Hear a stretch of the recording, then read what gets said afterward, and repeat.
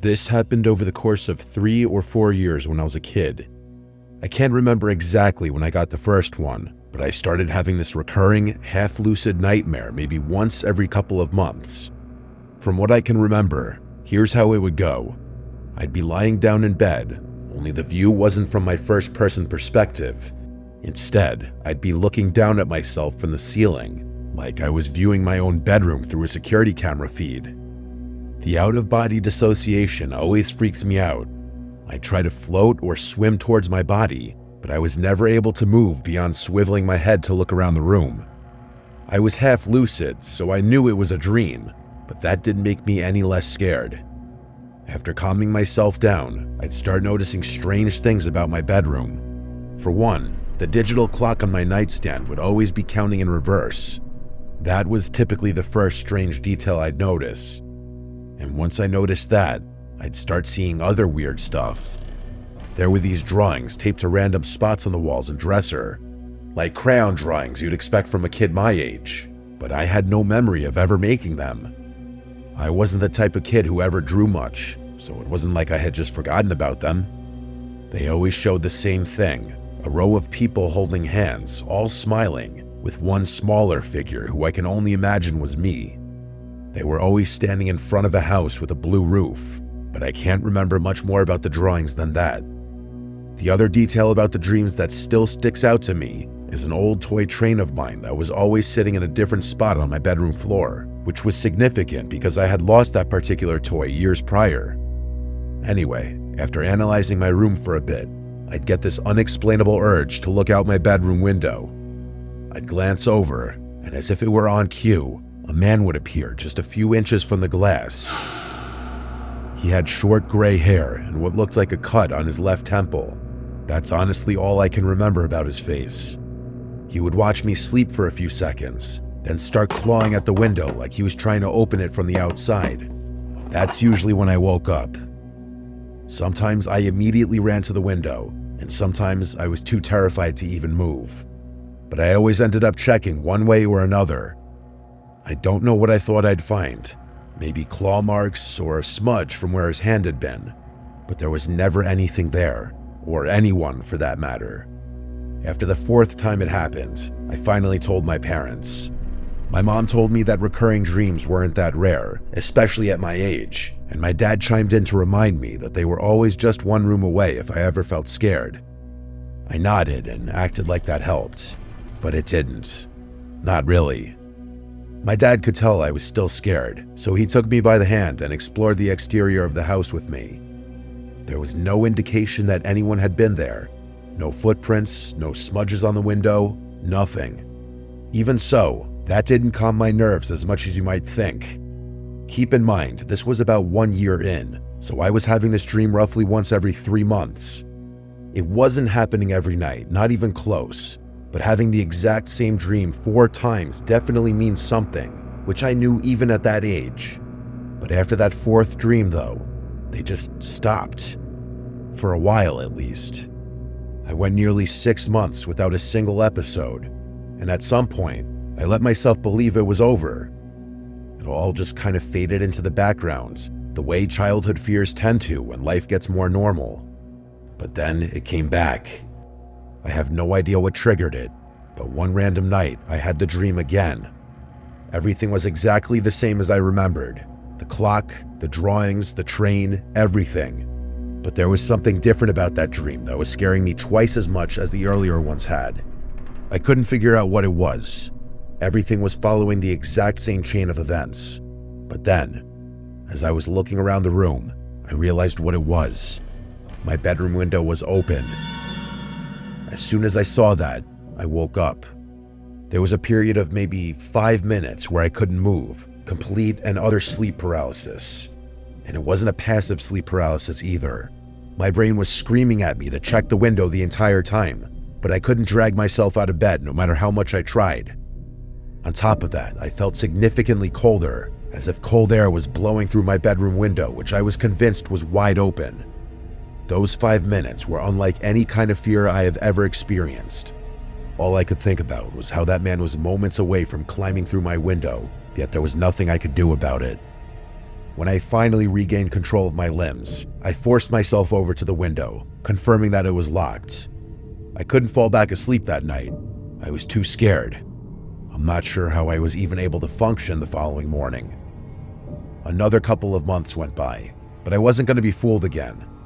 Every night before I went to bed, I thought long and hard about the dream in an attempt to brace myself for having it again. I'm not sure if this logic tracks, but I was hoping that keeping the dream on my brain would help me not get too scared should I have it again. To my surprise, that technique actually worked. The next time I had that dream, I wasn't even half as scared. I didn't even bother checking the window after waking up. By the time I had it again, I was barely scared at all. Still, something about it lingered. Not in a scary way, but enough to make me want to bring it up to my parents again. Maybe it was the way I explained it, or maybe it was because I was slightly older. But for whatever reason, they actually paid closer attention this time. I tried to provide as much detail as possible, something I hadn't done before. As I was getting to my description of the man, my parents' demeanor shifted. Not too dramatically, but enough for me to notice. Specifically, it was right as I was telling them about the cut on his forehead. Before I could even finish, my dad cut me off and asked if I was sure about the cut. I told him I was, and he looked over at my mom like there was some unspoken detail that I wasn't aware of. I asked my parents what was going on, and they assured me that everything was fine. Not wanting to upset them, I didn't inquire further. But from that point on, I started wondering if there was more to the story. As it would turn out, a few days after that conversation, my parents sat me down and came clean. It wasn't some dramatic reveal or anything. They just said there was something they wanted to tell me. My mom did most of the talking. Apparently, when I was really little, like too young to even remember, there was a man named Brian who used to watch me sometimes. They always referred to him as Uncle Brian, but he wasn't actually family, just a close friend of my dad's from college. I guess he was around a lot when I was a baby and a toddler, especially during the times when both my parents were working full-time. But something happened. My dad didn't give details, just said that there was a falling out between them, bad enough that they completely cut ties. He said he forbade Brian from ever coming near our family again, specifically from coming near me again. That was the end of it. I asked what caused the fallout, but they wouldn't tell me. They just repeated that it had nothing to do with me and that I didn't need to worry. The only other thing they told me, and this is what gave me a sick feeling, was that Brian had a noticeable scar on his forehead from a car accident he'd been in years before I was born. They didn't connect the dots out loud, but they didn't have to. I was old enough to make the connection myself. Later that night, after my mom had gone to bed, my dad lingered in the living room with me a little longer. I could tell he wanted to say more, like he hadn't been totally satisfied with how the conversation went earlier.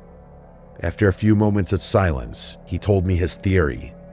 He said he thought the dreams were my brain's way of processing something buried really deep, some memory from when I was little, before I could even form full sentences. He mentioned how close I apparently used to be with Brian, how I'd cry when he left the house, how I always wanted him to be the one to read me to sleep. My dad said he couldn't think of any other way I'd know about the scar on Brian's forehead. I didn't know what to make of that. I had no recollection of this Brian person whatsoever. Even now, I still can't recall a single memory with him in it. I had no choice but to move on with my life, though, recurring dream or not. Another handful of months passed. I'm doing my best to describe the timeline as accurately as possible, but it's hard to remember exactly how much time passed in between each dream. That said, the frequency decreased after talking to my parents. I had the dream only once or maybe twice within the next year, but things took a very dark turn sometime in year 4.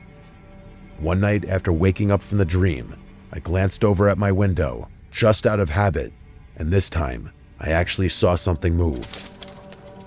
It was just a flicker, but I was 100% sure something had just moved from right outside my window, and just like that, all the fear I had spent years trying to prevent came rushing back.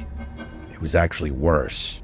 I jumped out of bed and screamed for my parents, who took me very seriously. My dad sprinted outside in his bare feet while my mom held me tightly. Eventually, my dad came back and started whispering stuff to my mom. They told me to stay put while they called the police. I listened to them and stayed in their room, although I don't remember ever hearing any sirens or other voices besides theirs that night.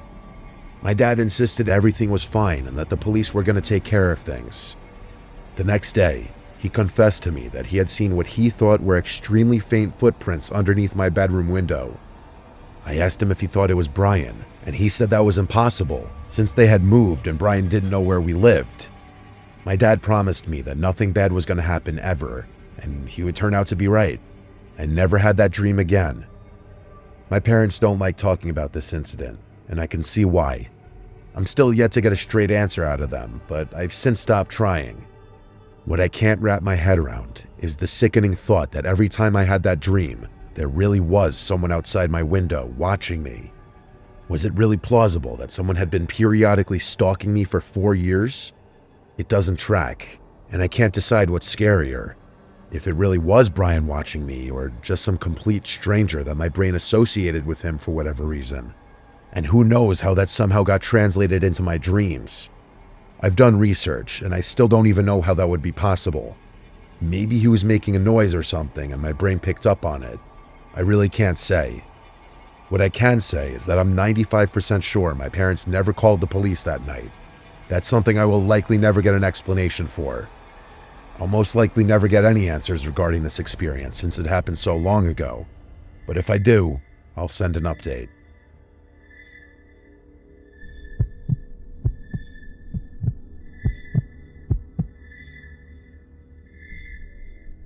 I'm going to keep this as short as possible. Most nights I fall asleep to some form of sound. It's the best way I know how to knock out quickly. Sometimes it's a chess video, sometimes it's a podcast about space, sometimes it's just a recording of a thunderstorm. You get the idea. I'm a very active dreamer, so whatever I fall asleep to usually gets translated directly into my dreams in some form. For example, if I fall asleep to a soccer compilation, then it's likely I'll have a dream about playing soccer. Part of the reason this is so clutch is because I had a ton of nightmares growing up, and this technique prevents them. This happened a couple of weeks ago during a sleepover at my friend Duncan's place. It was a sleepover, so I had to fall asleep normally. That wasn't an issue for me. It just meant my dreams would be a lot less predictable. There were 3 of us, me, Duncan, and Ian. Duncan's parents were away for the weekend, which is why we were having the sleepover in the first place. He has a lot of big, comfy couches in his living room, so that's where we all slept. That night, I had one of the most vivid dreams I've had in a while. I was out at sea on a small sailboat. I don't even know where it came from. I've never been on a sailboat in my life. The water was super choppy, and I remember the sky being this weird mix of dark purple and gray. The wind was howling, but not in a scary way. It kind of felt like I was in a movie or something. Then the boat lurched.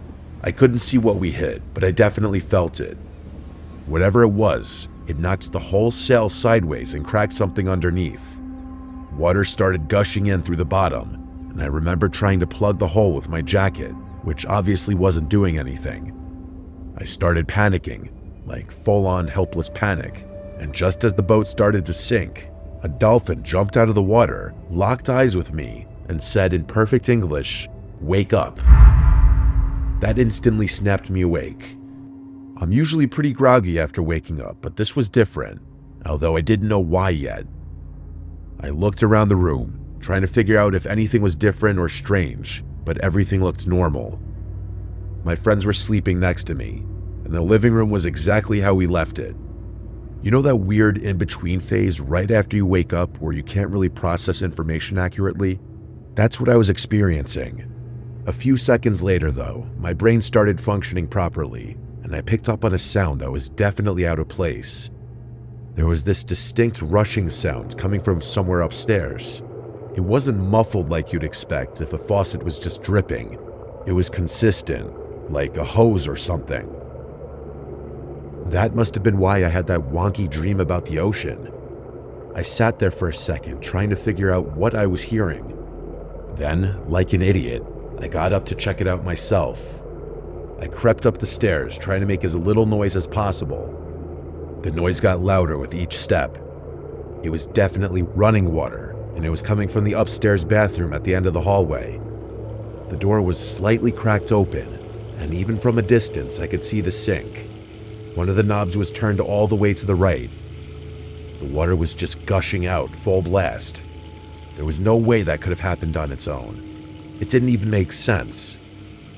I got close to the doorway and was about to step in, but something made me stop. The bathroom up there is pretty big. It's got this long counter and a bathtub with a curtain, plus this awkward corner where the toilet is. Plenty of blind spots. For all I knew, someone could have been crouching behind the tub or standing right behind the door. My stomach dropped. I don't know why, but I just couldn't go in. I backed up and booked it down the stairs to wake up Duncan. I shook him hard and told him something was wrong. At first, he was groggy, but the urgency in my voice must have gotten through, because he sat up and asked what was going on. I told him the sink upstairs was blasting and I thought someone was in the house. That woke him up real fast. We left Ian asleep on the couch and crept back up together. When we got to the bathroom door, Duncan didn't even hesitate. He pushed it open and stepped inside. I was not prepared for what was about to happen. Almost immediately, a figure lunged from around the corner and tackled Duncan from the side. It happened so fast. All I saw was Duncan go down and this guy swinging a piece of PVC pipe like he was about to beat the crap out of him. I didn't think, I just threw myself at the guy, trying to get him off Duncan. We both piled on him and wrestled him to the floor, but he was bigger than both of us. It was pure chaos. Eventually, the guy broke free and bailed, shoving both of us to the side and sprinting for the stairs. By the time Duncan and I made it to the porch, he was gone. The police showed up maybe 30 minutes later, but they weren't much help. They determined that the entry point was a downstairs window, which was wide open and had been previously unlocked. Duncan's family doesn't have cameras in their house, so there was no evidence we could turn over. The police said that it was likely that it had just been a burglar committing a random attack, but my friends and I think it was way more specific than that. First of all, why would a burglar purposely make noise by turning on a sink faucet in the first place? Yeah, it was obviously a trap to lure someone upstairs, but what was the point if he was trying to rob the place?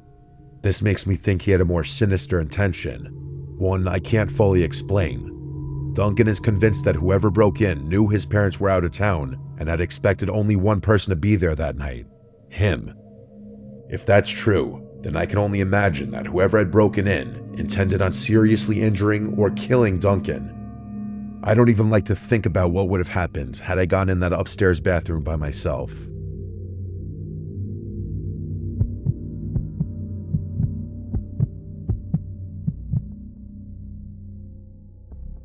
This happened on a Friday night a couple months back.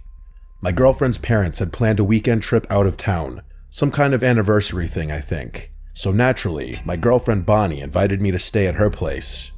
Normally, her parents are pretty strict, and sleeping over in her room is definitely off limits, but since they'd be gone the whole weekend, we figured it wouldn't hurt anyone. Bonnie lives in one of those suburban neighborhoods where every house looks the same, quiet enough that by 10 o'clock it always feels deserted. Honestly, that place creeps me out a little whenever I leave late at night, so I was relieved at the thought of just staying put for once. I showed up around 8, brought snacks, and we watched a movie. The usual stuff. Bonnie's room is on the second floor facing the backyard, and from her window, you can just barely see into the dense line of trees that borders their property. They don't have much exterior lighting, so at night it's pitch black out there, like looking straight into a void.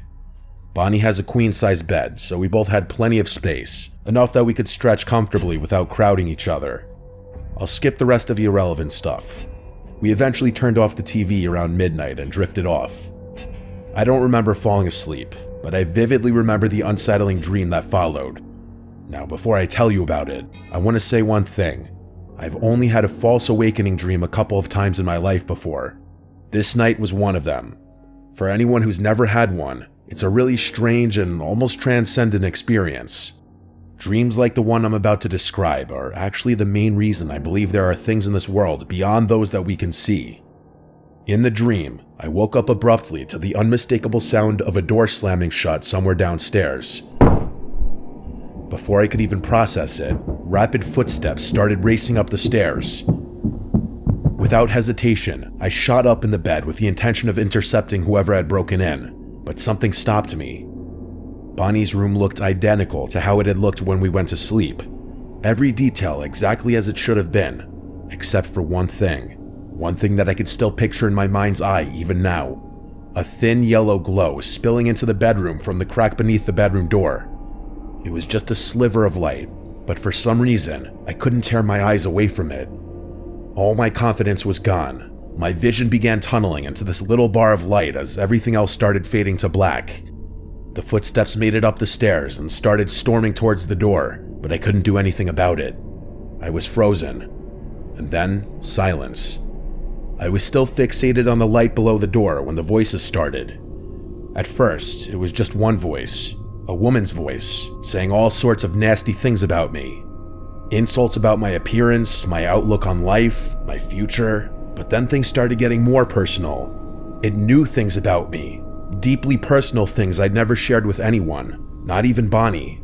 It started reciting events from my past, things I had said, things I had done, things no stranger would know, things no stranger could know. One voice became two became three, and before I knew it, there were 100 voices tormenting me with my darkest, most repressed secrets. It genuinely felt like the darkest pieces of my brain were being dragged out of my head and thrown under a microscope. I couldn't take it anymore. I threw off the covers, bolted across the room, and swung open the bedroom door, ready to confront whoever was harassing me. But the instant the door opened, every light in the house snapped off and I was plunged into pure darkness. The voices stopped and the air turned ice cold, sharp enough to sting my skin, and for a split second, it felt like I'd stepped into another world entirely. I stumbled backwards in a disoriented haze until I found the bed, then scrambled under the covers like I was 6 years old again. And then I woke up. Only I was still dreaming at that point. I just didn't know it. I sat up slowly, obviously still scared, but trying to reassure myself that the nightmare was over. But to my horror, when I looked at the bedroom door, I saw that same beam of light pouring into the room. And then I heard it. The downstairs door slamming shut again, followed by those same frantic footsteps stomping up the stairs. The entire sequence replayed itself with agonizing precision. The footsteps stopping at the door, the voices, the secrets, the whole thing. I couldn't help myself. I again ran towards the door and threw it open, only to experience that same cold darkness as before. When I finally woke up for real, my heart was racing. I was 75% sure I had actually woken up, but I was so disoriented from the strangeness of that double false awakening dream that I couldn't be sure. Bonnie was sound asleep next to me, completely unaware of what I had just been through. That's when I knew I was awake for real. In my dream, I hadn't even thought to look over at the other side of the bed. I started to relax, but when I sat up to look at the bedroom door, I damn near screamed. There, under the door, was that same strip of light that I had seen in my dreams. It was the exact same image. It did make sense. Bonnie and I were alone, and every single light in the house was supposed to be off. For a second, I just stared, unsure of what to make of what I was seeing. But then I heard footsteps downstairs, clear as day. Someone was inside the house. Right away, I knew we were being robbed. Without another thought, I pulled out my phone and discreetly called the police. After telling them what was happening, I tiptoed over to the door just to make sure it was locked. Then, I crept back to Bonnie and gently woke her up, putting my hand over her mouth so she wouldn't accidentally make a noise. She didn't scream or anything when I told her, which was a huge relief. It felt like forever, but after a few tense minutes, the police arrived at the house.